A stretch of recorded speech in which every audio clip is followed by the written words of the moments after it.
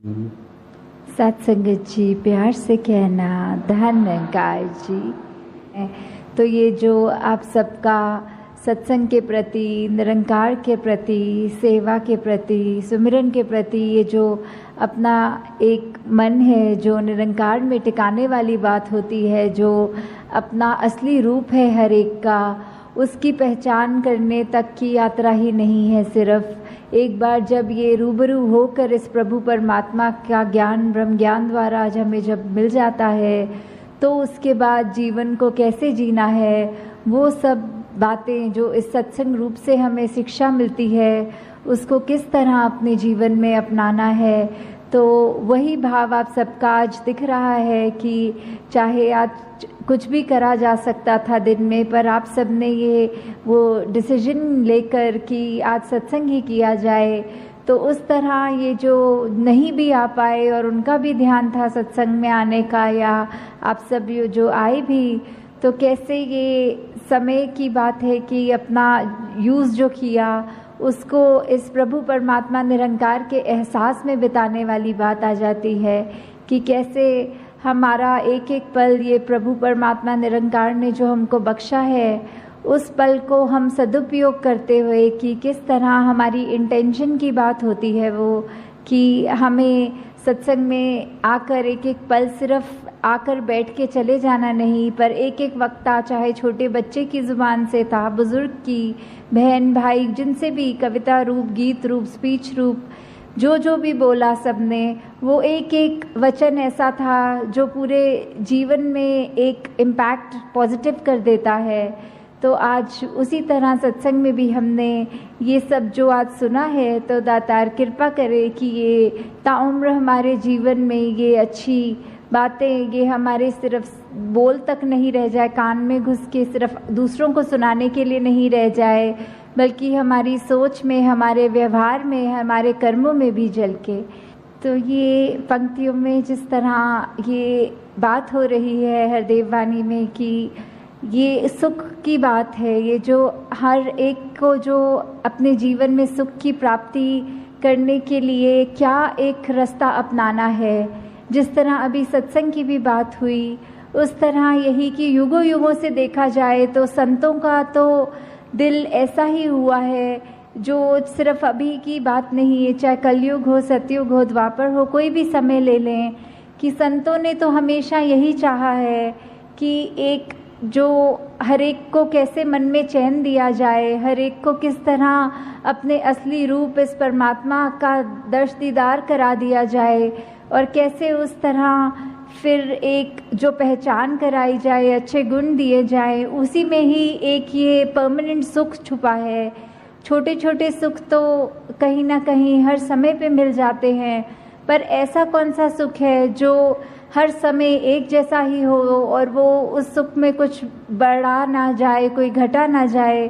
तो वो वाला सुख जो एक ब्लिस की अवस्था होती है, जो एक चैन से भी ऊपर उठ के, खुशी से भी ऊपर उठ के जो वो सुख है, तो वो सुख सिर्फ तभी मिल सकता है जब हम संतों का संग कर लेंगे। कि संतों का जब तक संग हमारे जीवन में आएगा नहीं, तब तक हम कैसे अपने जीवन को उस मुकाम तक लेकर जाना संभव नहीं होता, क्योंकि संत ही हैं जो हमको प्रेरणा देते हैं हमारे जीवन को सुधारने के लिए। और एक बार हमें वो जब पता लग जाता है कि ये क्या सच्चाई है, तो हम अपने जीवन में एक वो परमानेंट सुख, एक जो हर समय रहने वाला सुख, उसको प्राप्त कर लेते हैं। हाँ जी। भला सोचते जो औरों का खुद अच्छे बन जाते हैं, सच्चाई के साथ रहें तो खुद सच्चे बन जाते हैं। तो ये सच्चाई जो हमेशा के लिए ही सच्चाई है, जैसे कोई सच्चाइयाँ ऐसी हैं जो अभी हैं, कुछ पल के बाद नहीं है। जैसे अभी अगर रात्रि का समय है तो कुछ घंटों के बाद वो झूठ हो जाएगा, क्योंकि वो दिन हो जाएगा। तो ऐसे कुछ सच्चाइयाँ कुछ समय के लिए रहने वाली सच्चाइयों की यहाँ बात नहीं हो रही। वो बात ही कि कैसे एक निरंकार प्रभु परमात्मा, यही सच्चाई ये तब भी थी जब ये ब्रह्मांड बना नहीं था, ये धरती बनी नहीं थी, और ये तब भी रहेगा जब सब कुछ खत्म हो जाएगा। हर कुछ जो माया का रूप है उस रूप से हटकर जो भी है वो सब निरंकार है, वही एक ही सच्चाई है, कायम दायम रहने वाली सच्चाई। तो उस सच्चाई से जितने ज़्यादा हम जुड़ेंगे, हमारे अपने मन के भाव उन गुणों को अपनाएंगे कि कैसे ये हम इस निरंकार जैसा बनता और जाते रहें। जैसे विशालता का जिक्र आता है और भी जो भी हमारे को गुण समझ में आते हैं कि हर एक गुण इस निरंकार में स्वयं है, और वैसे ही हम उतना ही हमारा भी मन सच्चा होता जाएगा जितना हम खुद सिमरन रूप में, संगत रूप में, सेवा रूप में इस निरंकार से जुड़ते चले जाएंगे। तो वो नेचुरली वही बात कि हमारे मन में भी वही सच्चाई अपनी पकड़ और बनाएगी, और हमारा मन भी फिर कुछ और गलत चीज़ें सोचने के बजाय सिर्फ ये सच्चाई से ही जुड़ता चला जाएगा। हाँ जी। सब कुछ पीछे रह जाता है, नेकी ही संग जाती है, मालिक की दरगाह में जाकर नेकी काम आती है जी। तो ये वाली जो हमारा जीवन काल मिला है, इसमें हमको जहाँ कर्म करने की पूरी आज़ादी है, वहाँ ये जो नेकी की बात हो रही है, जो नेकी की शिक्षा दी जा रही है कि हमने अगर ये अब सच्चाई को जान भी लिया तो उसके बाद भी हमारा जीवन कैसे होना चाहिए, हमारे मन के भावों से ही ये बात शुरू होती है कि हम अगर अपने मन में ये सिखलाइयों को, जो एक ह्यूमन वैल्यूज़ होती हैं, ये एक दूसरे की हित रखना, एक दूसरे को खुशी देना, हर एक की जीवन में एक आराम देने वाली बात, जो भलाई की भावना लेके मन में अगर हम कोई भी कार्य करते हैं, वो इरादा, वो इंटेंशन,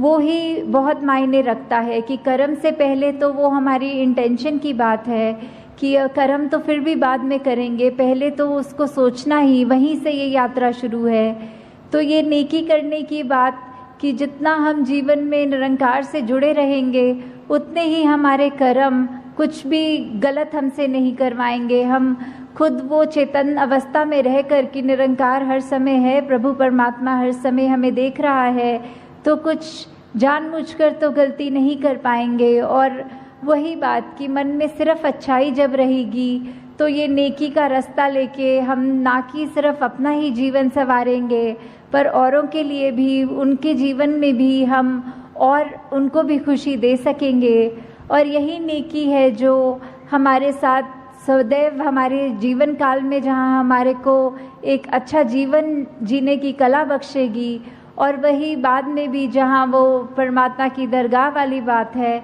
कि उस समय भी जब मृत्यु हो जाएगी तो भी हमारा ये जो जीवन में हमने कर्म किए हैं, वो चाहे हमारी एक बात तो वो भी हो जाती है कि कर्म को जहाँ बोला है कि बुरे कर्म तो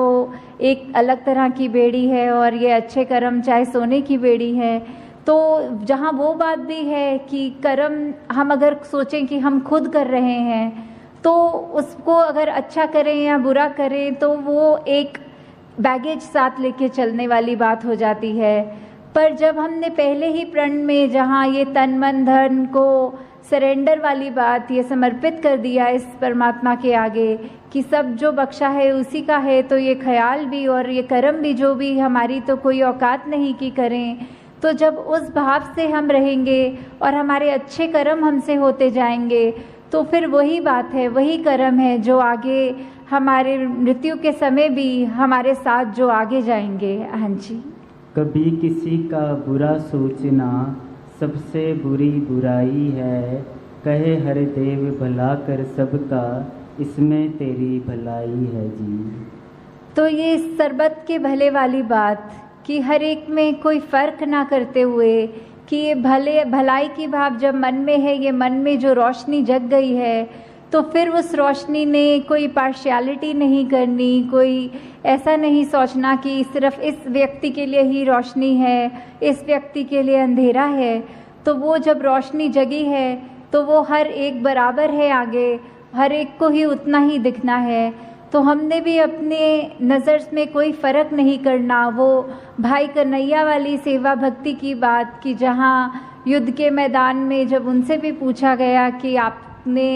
ये सेवा रूप में पानी पिलाना है, तो उन्होंने कोई फ़र्क नहीं किया कि ये हमारी सेना है और ये दुश्मन की सेना है। उनको भी वही भाव लगा कि सभी अपने हैं। ये जो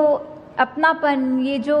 सभी अपने वाली भाव है, वो उस भाव से जो सेवा की गई उनकी भी, तो वही एक मूल बात है कि जब ये परमात्मा प्रभु ये ही एक है और हम उसके संतान, चाहे कितने भी भिन्न भिन्न दिखते हों, आदतें कितनी अलग हों, खान पीन, कोई पहनावा, कोई रहने की जगह, कोई देश, जितने भी अलग हम उस तरह दिख रहे हों, पर ये जोत तो एक ही है जो हमारे साथ है, जो हम जिसका अंश अपने आप को बोलते हैं, परमात्मा का अंश ये आत्मा, सब में वो ही एक बराबर आत्मा है। तो कोई उस तरह का फ़र्क ना जब करें और अपने आप पे ये सुधार हमेशा जारी रखें कि हम बस अपना एक जो सही मार्ग है उस पर ही चलते रहें, ठीक बातें करें, सही अपना उच्चारण रखें, तो वही बात हमारे जीवन में खुशबू भी जहाँ डालेगा वही हमको और निम्रता की ओर भी